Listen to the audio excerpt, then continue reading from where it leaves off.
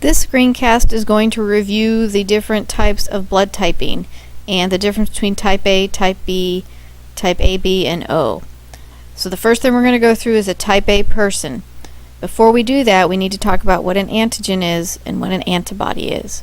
Remember, an antigen is the protein on a cell that can induce an immune response. Remember, each antigen has a unique shape. Remember, antibodies are going to be located in the plasma. They also have a unique shape. If the shape of an antibody fits the shape of an antigen, you will get an immune response. Again, if the shape of an antibody is the same as an antigen, that will induce an immune response. And again, these antibodies are located within the plasma. The antigens are located on the cells, specifically in this case, red blood cells. So let's look at type A. We have to look at two different things: what antigens type A people have and what antibodies they have in their plasma.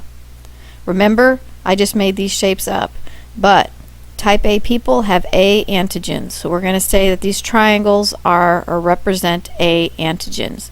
So type A people have A antigens on their red blood cells. Second thing, what type of antibodies do they have? They have type B antibodies. So these are representing the shape for type B antibodies. Now, in a type A person, will these antibodies induce an immune response with these antigens? The answer is no, because this shape does not fit the antigen, so you will not get an immune response. That is type A. Now, in a type B individual, what do we have? We have, when we look at their antigens on their red blood cells, we have type B antigens. Now, from what we learned about type A, you should have known what type of shape it was going to be. Why is that? Because if we go back to type A, you'll see the shape of a type B antibody. So a type B antigen will have that same shape. So in a type B person, on their blood cells, you have type B antigens. When we look at their plasma, we look at the antibodies, they have type A antibodies. And how do we know this shape?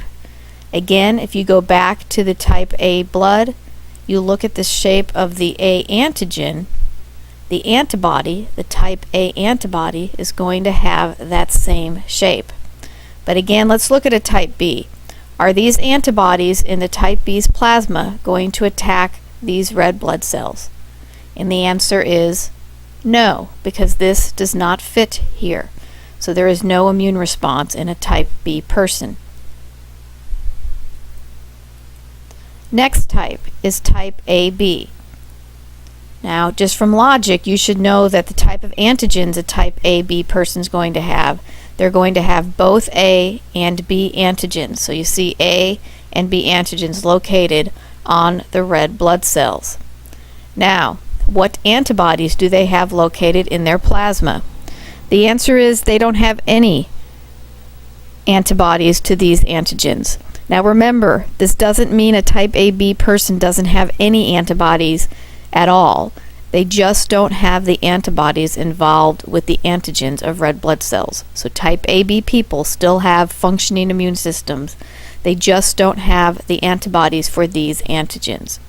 So there's no antibodies in a type AB person's plasma, and they have both antigens. Type O, which is the most common.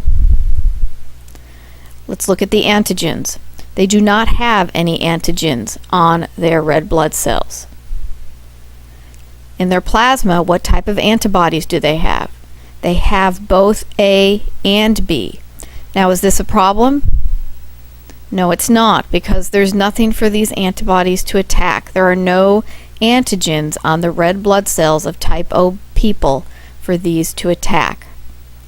Now, looking at who can give to who, you need to think through this logically. And the way to do that is to remember, for the donor, the person that is giving the blood, they are giving red blood cells. You have to know the antigens of the donor. The antigens of the donor. And then the recipient, you have to know what antibodies are in their plasma. So when we donate blood, we're going to take red blood cells with antigens on them and put them in the blood of somebody who may or may not have antibodies in their plasma. If the antigen and the antibody, or let me put that another way, if the antigen of the donor matches the antibodies of the recipient, then you'll get an immune response, agglutination. And that's where you'll get this large clump. These antibodies will grab onto the red blood cells and they'll develop clumps which will get stuck in the small blood vessels of the person's body. Okay, let's just do an example, and I'm just going to use the slides that we already have. Can type A give to type O? Can type A be a donor to type B? So let's go to type A. Type A, so they're going to be the donor. So what are we concerned about? We're concerned about their antigens. So we're going to take this person's blood and we're going to donate their red blood cells. We're not worried about the plasma of the donor. We're going to donate their red blood cells to a type B person. So we're going to take these red blood cells, remember the shape of the antigen, and put it in the blood of a type B person. So the type B is the recipient. So we are concerned with the antibodies in their plasma. So will there be an immune response? Or can we put type A red blood cells in a type B person? And the answer is no. Now the next question, which is the harder of the two questions, is why can't we do that? We can't do that because if we take this type A blood, red blood cells, and put it in this person's bloodstream, these antibodies, the type A antibodies in the type B person's plasma, will attack the type A antigens of the donor. So we'll put these blood cells in this person. These antibodies will attack the A antigens. So no, you cannot give type A to type B, or vice versa. You can't put type A in type B, type B into type A for the same reason. Because if the antigen and the antibody match, you will get an immune response called agglutination. All right, let's look at another question. Who is the universal donor? Who can donate to any type without getting an immune response? So who's the universal donor? And the next question is why?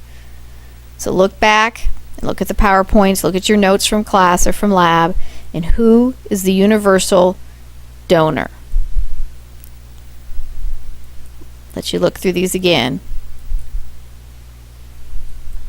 The universal donor is type O.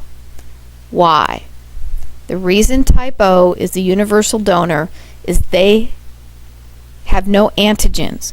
So no matter what type person, remember looking at the antigens of the donor, because they have no antigens, it doesn't matter what type of antibodies the other person has. If you take this red blood cell with no antigens and stick it in type O, obviously they're not going to have an immune response here. They're not going to have an immune response here. You put type O in here, there's no antibodies anyway, so they're not going to have a problem there. You put type O with no antigens in here, still doesn't matter. These antibodies have nothing to attack on the type O red blood cell. Same here. You take a red blood cell from type O with no antigens, there's nothing for these to attack. So type O is the universal donor. Last question. Who is the universal recipient? Who can get from anybody without having an immune response? Who can get from anybody without having an immune response? So again, let's look through these. Recipient, what are we concerned about? Are we concerned about the antigens? Or are we concerned about the antibodies? We are concerned about the antibodies. So who is the universal recipient? And the answer to that question is the universal recipient is type AB. Why is that? Because they have no antibodies. They have no antibodies. Obviously they can donate to themselves, but if you took type B blood and put it in a type AB recipient. Here are the antigens on type B, but if you put it in a type AB, there's no B antibodies, so there's nothing to attack those Bs. Same thing with type A. You take type A with these A antigens and you put it in a type AB person, there's no antibodies. And obviously type O is not going to be a problem because O has no antigens. And since there's no antibodies, there's no antigens to attack. So type AB is the universal recipient. So what you need to think about, yes, you can memorize who can give to who, but you need to make sure you understand why. So you need to look at the antigens of the donor and the antibodies of the recipient. If you understand that, you have to do less memorizing and you will have a better grasp on the material.